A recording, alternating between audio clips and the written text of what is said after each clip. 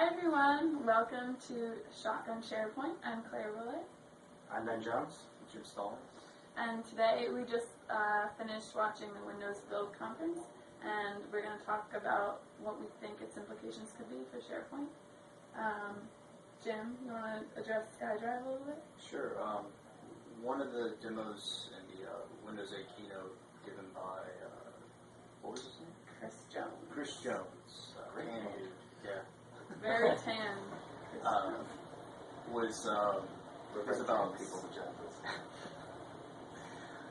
I think we're losing like 30 seconds. Was SkyDrive. And what SkyDrive is Microsoft's cloud solution for file storage. In addition to the file storage, though, because it's in the cloud, you have access to your files anywhere.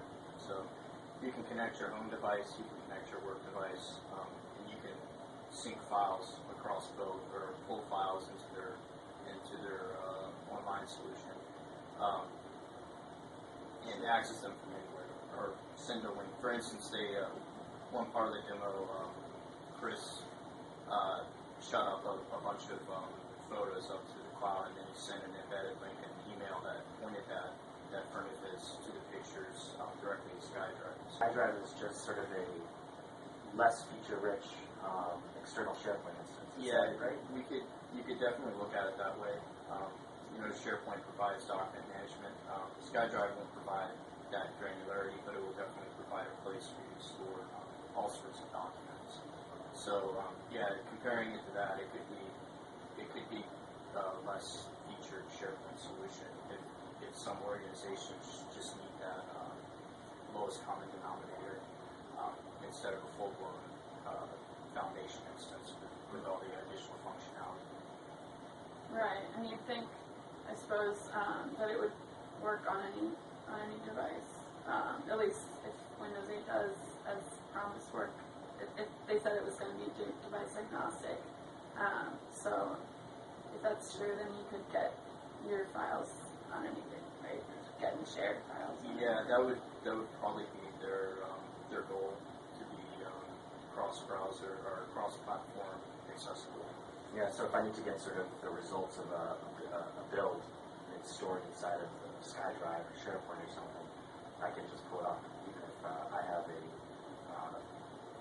iPhone, Android, or Windows 7 phone. That would be really great, because then I don't have to sort of log into the VPN and pull it all out, put it all on and stuff. Right. So, and what I kind of noticed though about SkyDrive and about the conference, the keynote as a whole, was how consumer-facing it was. Both from just the way Windows 8 the interface looked is very colorful, and they have the tiles. Tiles are just they're apps essentially, right? A cluster of apps. And the things that they spotlighted were pretty, end user type fun things like games and pictures and music. So it sort of raises questions about the future of Microsoft's on-site enterprise products. I feel like, especially something like SharePoint, which they're pushing Office 365 now, and I just don't know what the future is for the on-site desktop model of the product. Yeah, I mean, it's definitely an interesting idea. I mean, you've seen even SharePoint sort of try to get away from sort of the desktop-centric application. Even though the SharePoint Designer has really improved, things like info platforms are now really heavily focused on making sure that their HTML render of the info platform is really nice, so that you never have to open up the info path application on your desktop. So I definitely think they're going to probably move towards that model, right? Where they're sort of trying to get away from that heavy desktop application and move towards a decentralized deployment strategy. How much more difficult? I mean, I can see that being very easy if you have a one-purpose app, but for something like SharePoint, which has all these different facets, how difficult to deploy an app model that would be? So I think it would actually be easier, right? Really? But it wouldn't be like SharePoint Docs, SharePoint Library, how would... Well, the idea would be everything could sort of be converted as necessary. So right now, the really heavy desktop client for SharePoint is the SharePoint Designer. Right. And if they were to slowly integrate the SharePoint Designer features into the web UI, they can just get rid of the SharePoint Designer altogether. I mean, for example, today I was creating custom actions for a list in the SharePoint Designer. Mm-hmm. It's basically filling out a web form and clicking a button. Right. There's really no reason that can't be in a browser-based experience, which means that I don't have to download this, how much is like 213 megabyte Yeah. file, and then wait for Jim to say it's okay for me to install, because I don't have admin rights on that machine. Right. So, sort of distributed model means sort of you're a lot freer to make your business is a lot quicker, and it can be a lot more responsive to things. And didn't you say because now it's code agnostic too, and most of it's done in JavaScript and HTML5, it doesn't really matter. Right. I mean, where you're putting it. for me as a developer, my goal is to sort of provide an experience to an end user where they don't really care where they are, right? Yeah. Whether they're using it in the desktop on a heavy desktop client or using it in a web browser, they shouldn't. It shouldn't matter to them which version. They shouldn't say, "Oh, I need to do this specific thing. I guess I have to open up the desktop client."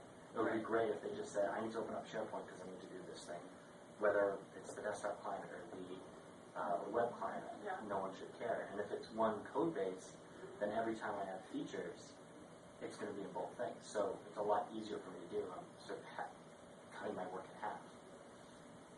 Which is a good thing for everyone. Mostly for me. Yeah, the last thing I kind of wanted to talk about was that because this is it seemed like a very consumer-facing operating system, and they said it was device agnostic, they didn't talk about like the non-OEM, like people like Apple or Linux or I guess those are the names of Android. Like they didn't say how Windows 8 is going to work on those, and because all these different types of consumers are using it, I think it really does need to work especially on different mobile devices and tablets, and so I could see that being a big problem for them if it doesn't really work. I think that's definitely something they're going to have to get right, whether it's through a browser experience or through heavy client apps.